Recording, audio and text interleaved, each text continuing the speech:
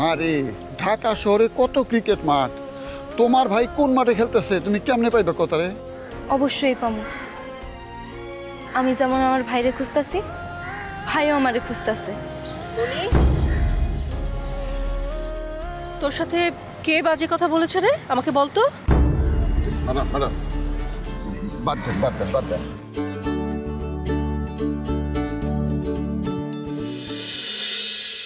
মা। হ্যাঁ কি ব্যাপার, কি হয়েছে? চমকে উঠলে কেন?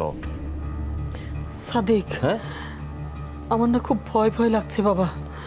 ভয় লাগছে কেন? কাজের মেয়েটা, হ্যাঁ ইদানিং না ওই মেয়েটাকে দেখলে আমার খুব ভয় হয়। ও না কেমন করে যেন তাকায়, আবার ফিক ফিক করে হাসে। ওর চোখ দুটো কিন্তু আমাদের মতো না, বড় বড় গোল গোল চোখ। গ্রামের মেয়ে না, ওই মেয়ের উপর নিশ্চয়ই জিন ভূতের আসর আছে। আহ মা, তুই কি ভাবছিস? আমার বয়স হয়ে গেছে, আমি চোখে উল্টাপাল্টা দেখছি? একদম না। ওই মেয়েটার উপর না নিশ্চয়ই খারাপ কিছু নজর আছে। সাদিক, তুই ওকে বাসা থেকে বের করে দে বাবা। আচ্ছা মা, আমি দেখছি কি করা যায়।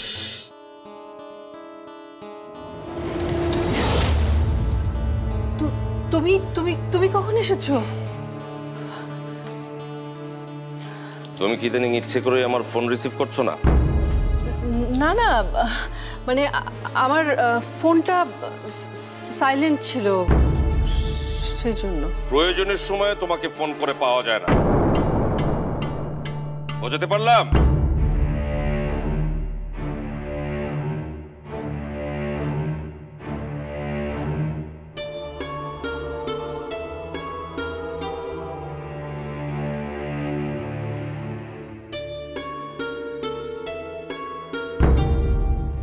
কিরে, তোর পায়ে এত ধুলো কাদা কেন? তুই কেউ মাঠে ওদের সঙ্গে খেলা শুরু করেছিস? না না পাপা, ও খেলেনি। আয় দাঁড়া, দাঁড়া এখানে। তুই নাকি মাকে ভয় দেখাস? আর একবার যদি শুনেছি মেরে পিঠে ছাল চামড়া তুলে নেব। যা এখান থেকে।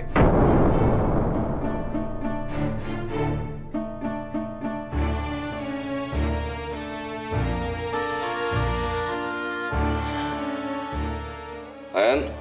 Yes papa. এসো বাবা।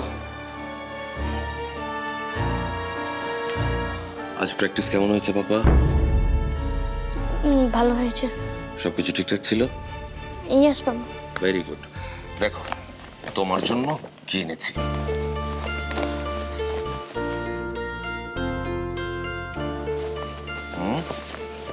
দেখে তোমার পছন্দ হয়েছে? ইয়েস পাপা। শোনো, এখন থেকে শুধু জার্সি আর ট্র্যাক স্যুট পরলেই তো হবে না, স্যুটটাইও পরতে হবে। ক্রিকেটারদেরও কিন্তু অনেক পার্টিতে যেতে হয় জানো। পার্টি কবে হবে পাপা? যখন হবে তখন সেটা তুমি জানতে পারবে। নাও এখন ফ্রেশ হয়ে পড়তে বসো, গিয়ে যাও। ওকে পাপা।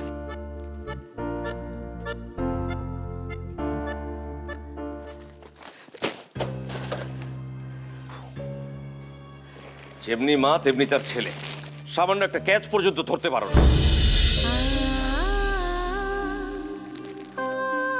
শাড়ি শাড়ি কেন?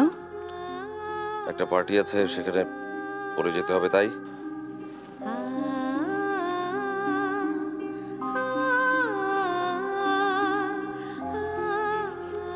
আর হ্যাঁ, এই শাড়িটার সঙ্গে ওই গয়নার সেটটা পরে নিও।